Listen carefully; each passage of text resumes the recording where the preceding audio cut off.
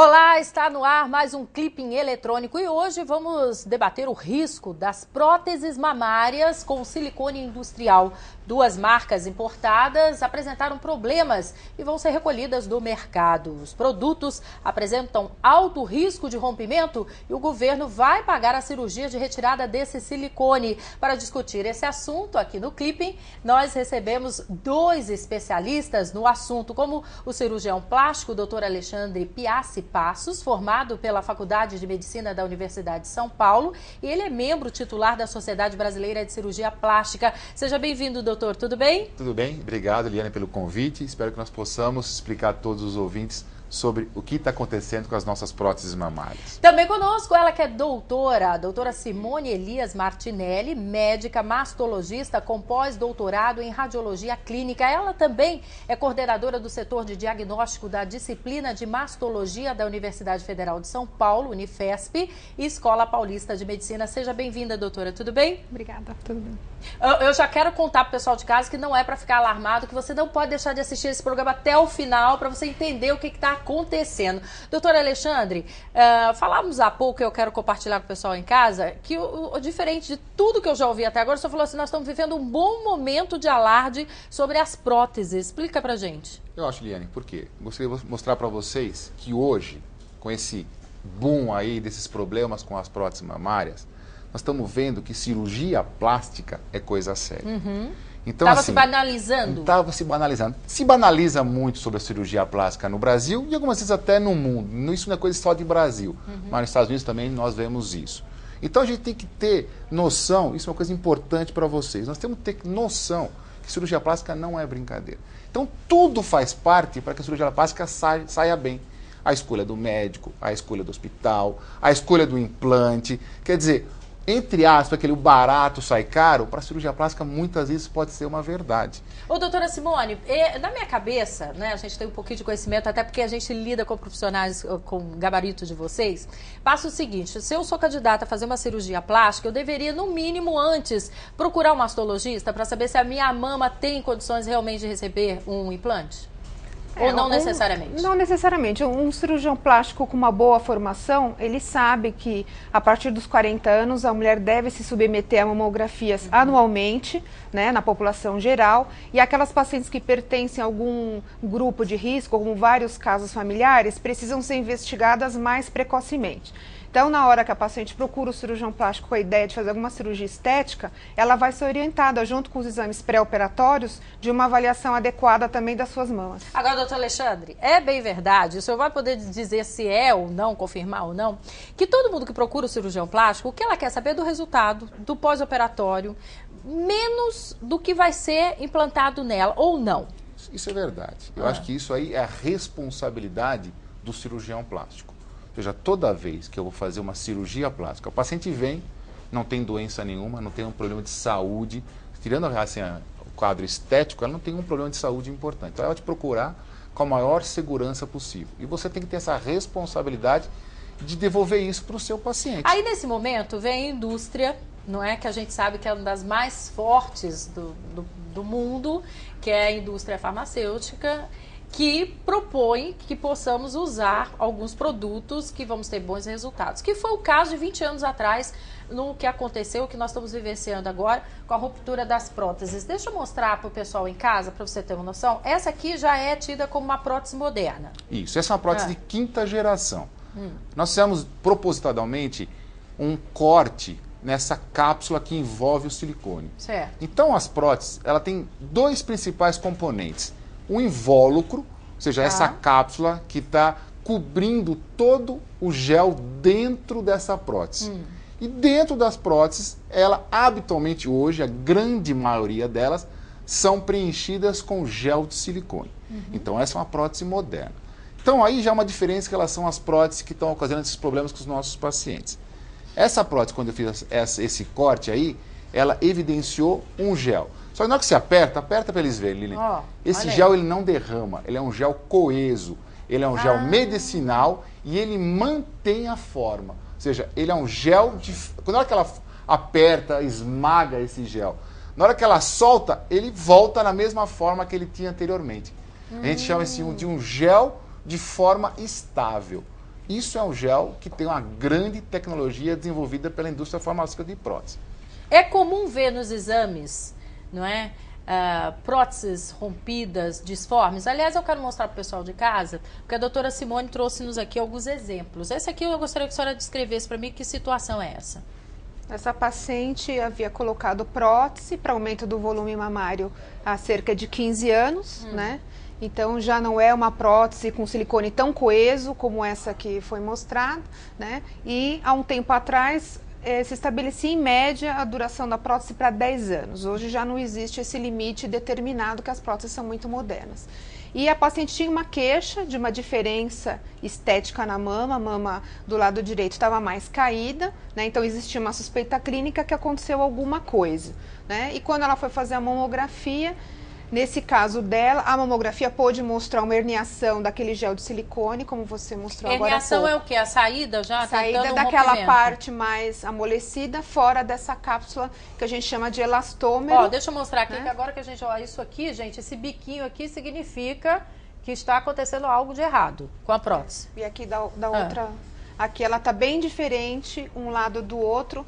Então, o radiologista que estiver analisando o exame, ele já vai desconfiar que aconteceu alguma coisa com essa prótese. Isso é radiografia. Isso é uma mamografia, Mamografia. um exame radiográfico. Isso. Ele pode fazer essa primeira detecção ou precisa de um exame mais específico para ver se houve um rompimento total?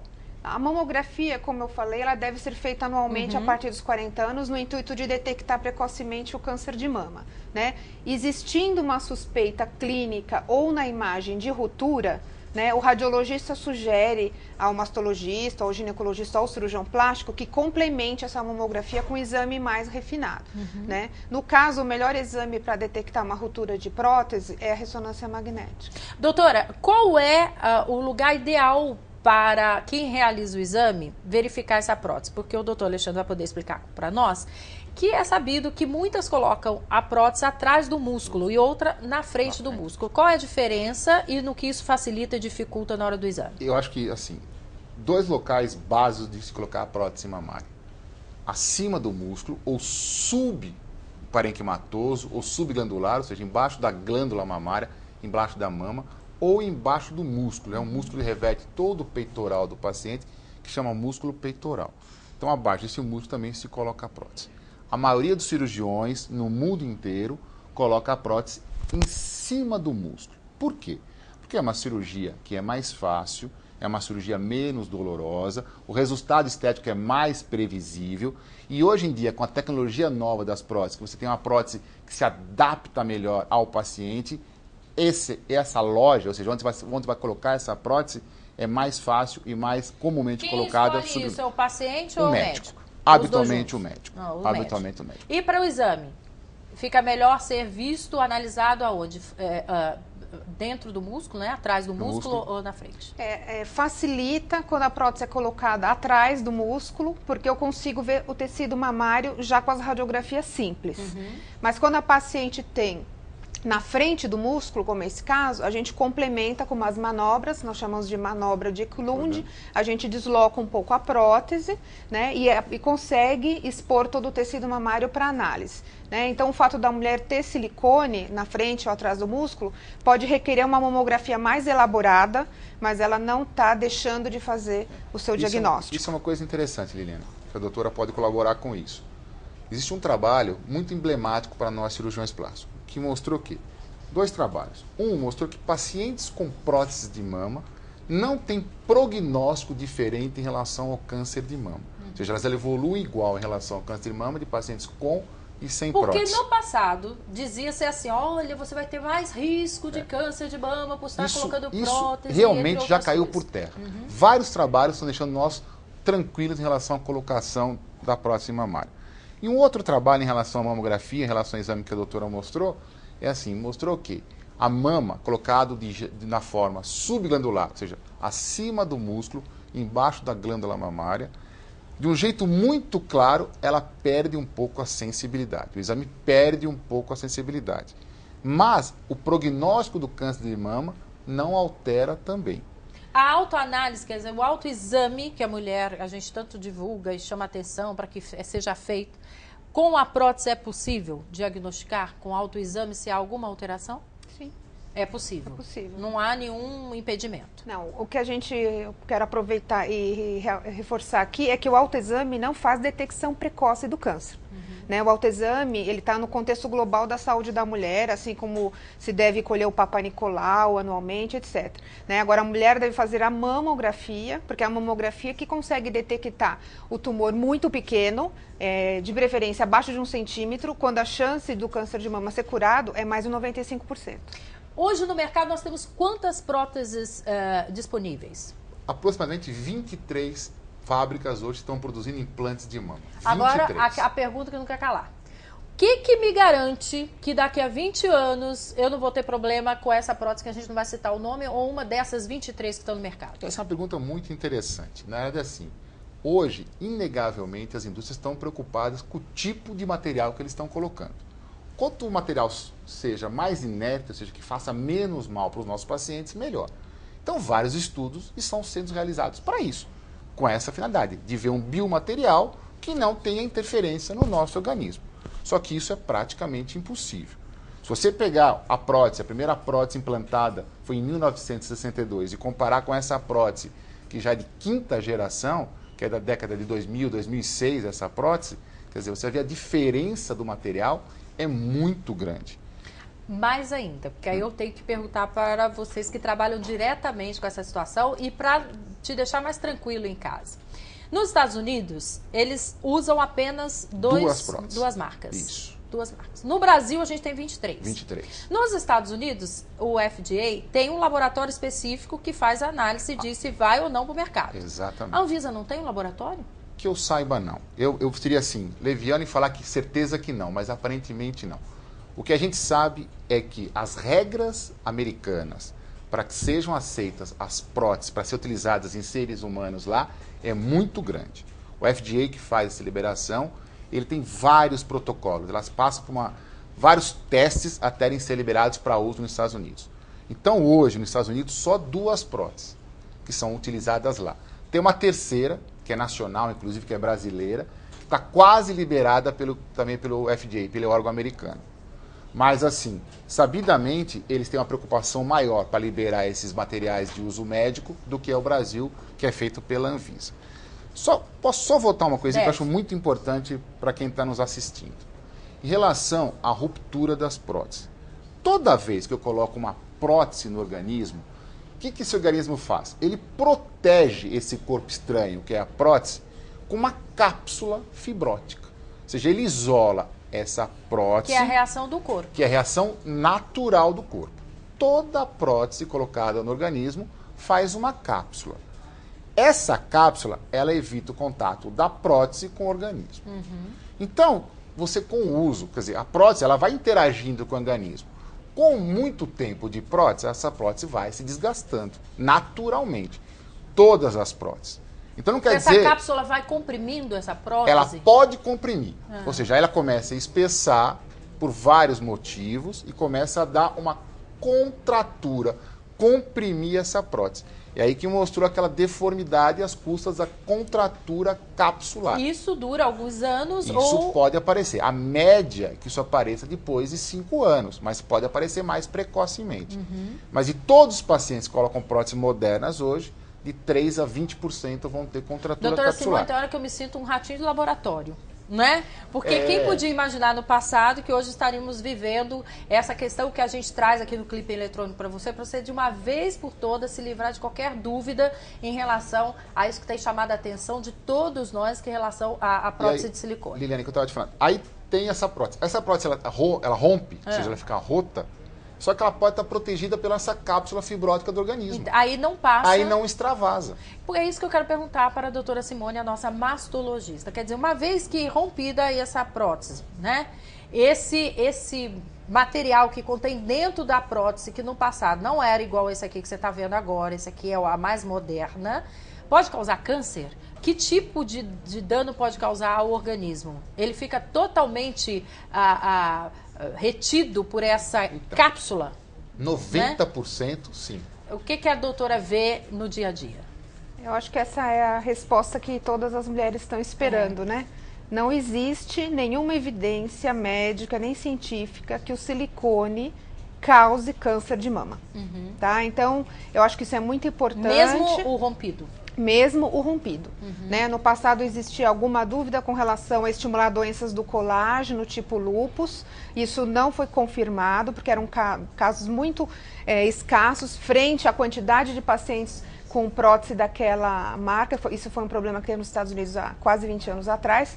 E depois isso foi bem avaliado, estudado profundamente e não existiu nenhum nexo causal entre o silicone livre na mama e o desenvolvimento de doenças. Tá? E a mesma coisa a gente tem observado nessas próteses com o gel mais coeso, né? Que elas podem, assim, causar alguma alteração estética. Esse silicone livre pode até migrar para os gânglios da axila, casos muito raros até para o fígado, mas não causam doença, não causam câncer. Vocês ouviram o que a gente contou aí para vocês? Porque todo mundo quer fazer alarde, né? Mas ninguém quer falar a verdade para que você não entre em total desespero, porque o governo já divulgou que vai fazer a cirurgia gratuita. Ou agora também os planos de saúde vão ter que fazer o reparo para quem tem essas próteses. Mais ainda, doutor Alexandre, há 20 anos passado, hoje eu sei que já em consultório, quando você coloca uma prótese, os médicos mais sérios, eu vou dizer até, te dá um certificado de qual prótese você está usando, para você acompanhar, etc. Mas 20 anos atrás isso não era comum, vamos dizer assim, não era nem má fé,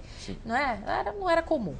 Como é que eu vou saber que prótese que eu estou usando agora? É possível, através do exame, detectar de alguma forma? Não tem como saber se você não tiver informação do seu médico, ou seja, o seu médico deve saber qual a prótese que ele colocou em você, e habitual, em todos os prontuários médicos, está lá um selo. As próteses elas vêm com um selo autocolante. Então, toda vez que eu coloco uma prótese, coloca lá, coloquei a prótese tal na mama direita. Aí a enfermeira vai, destaca um selo autocolante e gruda no prontuário. Então essa prótese, que é número de série tal, colocada, é tudo completamente marcado no seu prontuário médico. Então se você tiver acesso a esse prontuário, você tem que prótese foi colocado. Sem esquecer de dizer o seguinte, a mamografia já te auxilia aí muito, se você já não tem mais esse contato com o seu cirurgião plástico de 15, 20 anos atrás, não é isso, doutora Simone? Uma vez que é possível detectar alterações nessa mama. Ó, essa aqui eu quero em particular mostrar para o pessoal em casa, porque essa está bem disforme. Aqui é um caso realmente de ruptura. Aqui a gente pode ver essa área branquinha, né, cinza claro, que é o músculo peitoral. Essa paciente teve a prótese inserida atrás do músculo. O contorno mais externo é a cápsula fibrosa, que o organismo produz ao redor da prótese, que o organismo reage àquilo como um corpo estranho. Então, quando a gente observa essa herniação, quer dizer que ocorreu a ruptura do elastômero, que é a cápsula do silicone, e também a ruptura da cápsula fibrosa, cápsula orgânica, que o corpo da mulher desenvolve. Tá? Então, aqui na mamografia a gente consegue constatar a ruptura das duas cápsulas, a de silicone e a fibrosa. E ainda assim não é preciso entrar em pânico. Então, procure o seu médico. Isso é uma coisa importante, que eu acho que vale, assim, a gente tem que ressaltar para quem está nos assistindo. A diferença de uma ruptura de uma prótese que tem dentro dela um gel medicinal é diferente da ruptura de uma prótese que tem dentro um gel industrial impuro. Então, aparentemente, o gel que está deixando livre nas mamas dos pacientes que estão tendo essas próteses rompidas, hoje nós sabemos da PIP e da Rofil, são um gel impuro. Que impureza que tem, quer dizer, a gente não teve acesso a laudos para saber que impureza que são essas. Aparentemente tem componentes derivados de petróleo, aparentemente tem outros componentes que são bastante deletérios aos pacientes. Então, isso é uma questão muito importante que a gente deve ressaltar. Apesar de não ter nenhum problema de câncer, realmente não ter nenhum problema, nós temos visto os relatos, não são nenhum, nem dois, são alguns relatos, que estão levando a quadros infecciosos, mastites, inflamações na mama, reações de corpo estranho, reações inflamatórias oriundas desse gel impuro. Entendeu? Então, isso é uma coisa que acho que vocês têm que estar bastante esclarecidos em relação a isso, quem está nos assistindo. Quer dizer, não pode deixar essa prótese como se fosse uma prótese, entre aspas, normal. É uma prótese que foi construída de uma forma inadequada. E nesses casos, existe sintoma? Então, isso é uma outra coisa importante. Pode ou não haver sintomas. O habitual é que as próteses rompidas, não deem muito sintoma. A maioria das próteses rompidas, elas evoluem assintomática. Principalmente que 90% delas são contidas pela cápsula fibrótica que nós explicamos anteriormente. Então ela rompe, fica dentro daquela cápsula fibrótica, fica igual, nem esteticamente tem alteração. Muitas vezes não tem. Nada. Olha. A paciente não tem dor, não tem nada. É tipo, ela está rompida. Não, sabe o que a gente imaginava? Leigo, o leigo tem que falar como leigo, né? E até porque eu represento você aqui, porque esse é meu papel, não tem que saber das coisas, tem que perguntar para quem sabe, não é verdade? Você imaginava o quê? Ah, rompeu, murchou. Não. Né? É. Ué, porque não é isso que a gente tá vendo aqui? Gordinho, bexiga. Bonitinho, que nem uma bexiga. Mas imagina que tem uma né? outra cápsula do organismo segurando isso. Então pode ficar completamente assintomático. Então, assim, eu não tenho dúvida que muitas pacientes que estão nos assistindo hoje, que têm prótese de silicone, estão com elas rotas e nem sabem que estão com elas rotas. Não sabe se não fazem. Se não faz o exame de exame. acompanhamento. Mamografia. O que muita gente, infelizmente, não faz. Isso é uma outra coisa que eu falo para os pacientes, a gente discute muito isso em congresso. Paciente com mama, acima de 35, 40 anos, não tenho dúvida. Mas pacientes que têm prótese de mama e colocou numa fase mais jovem, com 18, 19 anos, anualmente até fazer um acompanhamento. Como mastologista, essa questão de cada vez mais as jovens colocarem prótese de silicone e ver com bons olhos? Existe alguma alteração nesse corpo? Alguns cirurgiões plásticos não gostam de fazer cirurgia de nariz. Não, tem até uma fase da vida que o nariz ele se desenvolve por si só. Né? Quando há uma aberração, eles aguardam um pouquinho. Também deveria ter essa preocupação com as mamas? Esperar um momento mais adequado? Eu acho que tudo na vida precisa de bom senso e em medicina precisa um pouco mais, né? Então a questão é assim, a mama normalmente se desenvolve até os 16, 18 anos.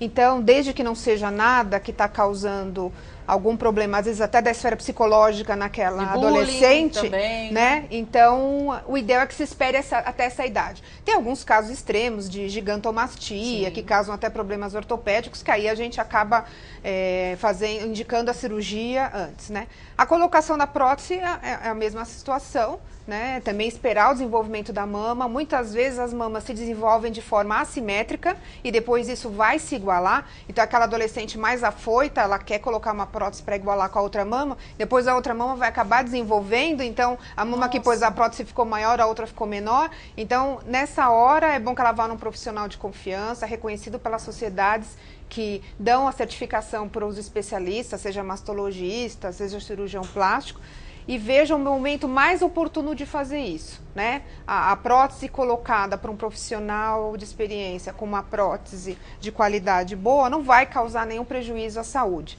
né? Doutor, eu gostaria muito, doutores, na verdade, doutor Alexandre e doutora Simone, dar uma orientação mais específica para o pessoal de tudo que a gente já falou até agora, inclusive. Quem está querendo se candidatar a fazer uma cirurgia plástica de prótese de mama? Né? Na verdade, quais são os passos que as pessoas precisam dar para chegar realmente a ter menos riscos na hora de uma cirurgia como essa? Eu acho que tem que começar, vocês que estão nos assistindo, a saber que assim, cirurgia plástica é coisa séria. Ou seja, não é brincadeira. Ou seja, eu não vou escolher a cirurgia plástica, entre aspas, pelo amor de Deus, como eu escolho cortar o cabelo. Quer dizer, que também é sério, corta também errado é para sério. ver. Também é sério. Mas o cabelo volta a crescer. E muitas vezes a cirurgia verdade, plástica. Então, assim, a gente tem muito cuidado na escolha da nossa cirurgia plástica. Primeiro, eu acho que a coisa mais importante é escolher o profissional. Porque o profissional que tem todo um respaldo científico, ele vai saber falar não.